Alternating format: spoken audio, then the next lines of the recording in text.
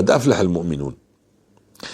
إسا أنا مش عارف إذا أنا فالح ولا لا، لكن بيقول الذين هم في صلاتهم خاشعون. أنا عندما أصل في أوقف بالصلاة مثلا على سبيل المثال أقف، هل أخشع خلف الإمام؟ هل متبع للإمام شو بيحكي؟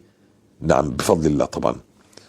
والذين هم عن اللغو معرضون، غيبة ونميمة الحمد لله لا نغتاب.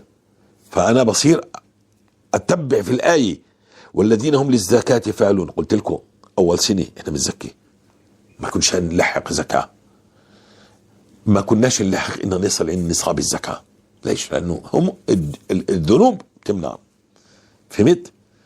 فأنا لما بقرأ هذه الآيات والذين هم لفروجهم حافظون، والحمد لله رب العالمين لا أزني ولا في الذنوب خلوات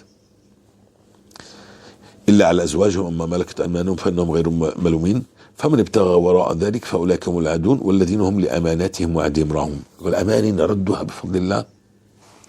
والذين هم على صلواتهم يحافظون، محافظين على الصلاة بوقتها، صلي بوقتها. أولئك هم الوارثون الذين يرثون الفردوس هم فيها خالدون. طيب أنا يعني لما أنا بقرأ هذه الآية برجع لبداية السورة في سورة المؤمنون، قد أفلح المؤمنون. وإذا أنا بعرف حالي إني عمال أحقق كل الشروط العمال قل ربنا، هنيئا لك.